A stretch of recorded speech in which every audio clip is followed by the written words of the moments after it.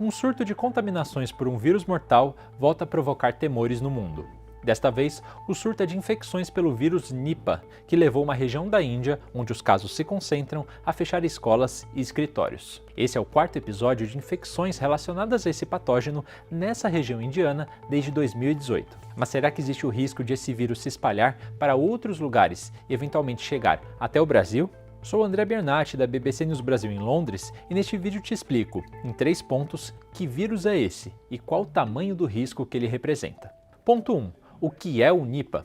Esse patógeno pertence à família dos paramyxovírus, a mesma da qual fazem parte os causadores da cachumba e do sarampo. Na natureza, o Nipah circula em morcegos frugívoros do gênero Pteropus, que vivem principalmente na Ásia e são conhecidos popularmente como raposas voadoras. A transmissão do Nipah para seres humanos acontece por meio do contato direto com a saliva, a urina, as fezes e outros fluidos dos morcegos. Há casos registrados da doença que ocorreram depois que os pacientes comeram frutos crus ou tomaram a seiva de palma que apresentava material orgânico advindo dos morcegos. Outras vítimas frequentes do Nipah são os suínos, e o vírus pode ser passado de porcos infectados para seres humanos. A transmissão de uma pessoa para outra também é possível por meio do contato com fluidos de alguém que está infectado. Em surtos anteriores, essa transmissão do vírus de um indivíduo para o outro aconteceu principalmente com familiares e profissionais da saúde, que tinham contato próximo com o paciente. Uma coisa que chama atenção é a taxa de letalidade. Até 70% dos infectados pelo Nipah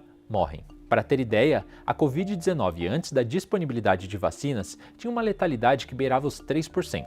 Já na gripe, causada pelo vírus influenza, essa taxa fica entre 0,2% e 0,5%. Por hora, não existe vacina ou remédio capazes de prevenir ou tratar a infecção pelo Nipah.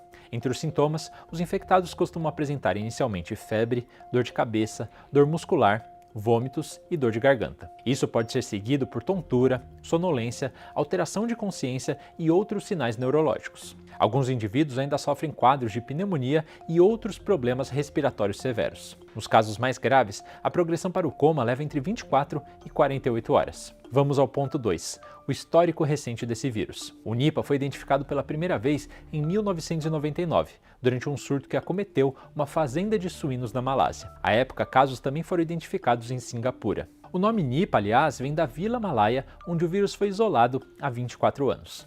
Em 99, autoridades determinaram o sacrifício de mais de 1 milhão de porcos que viviam nas regiões afetadas por esse primeiro surto, para conter a crise antes que ela ganhasse proporções maiores. 2 anos depois, em 2001, o Nipah foi detectado em Bangladesh. Desde então, esse país tem surtos com o patógeno praticamente todos os anos. A Índia é outro local que sofre com casos esporádicos, como acontece agora. A Organização Mundial da Saúde admite que outros países do Sudeste Asiático e da África apresentam risco de infecções pelo Nipah, uma vez que esse vírus foi observado em morcegos que habitam esses locais. É o caso de Camboja, Gana, Indonésia, Madagascar, Filipinas e Tailândia.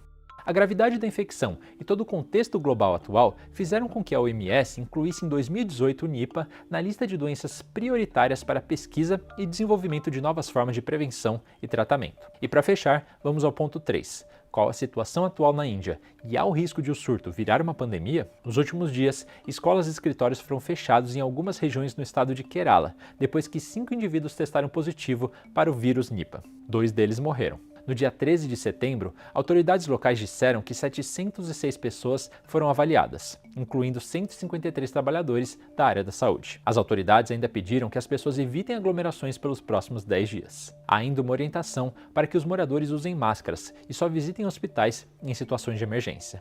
Ainda segundo o governo local, não há motivo para pânico, e todas as pessoas que tiveram contato com as vítimas estão sendo observadas.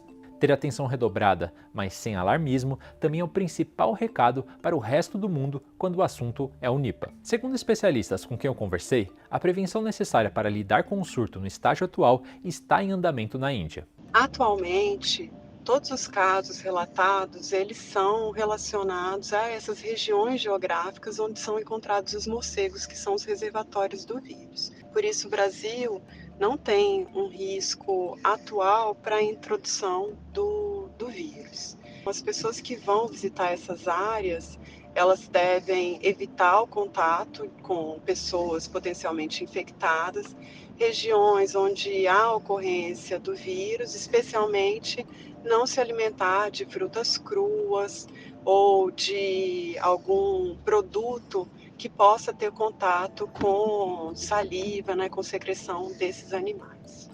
Obviamente, o mais importante está justamente nessa base de rastrear e evitar a disseminação de contatos localmente e que eventuais pessoas carregando o vírus se desloquem da região do foco inicial para outras regiões e a partir daí se inicia uma cadeia de transmissões que possa transportar o vírus além das fronteiras do foco inicial. Importante ressaltar que não é o primeiro surto ao longo da história de Nipah que ficou contido na sua região inicial, né?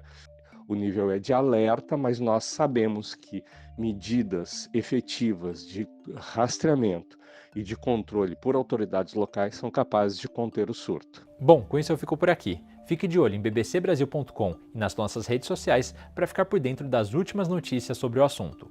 Um abraço, se cuida e até a próxima!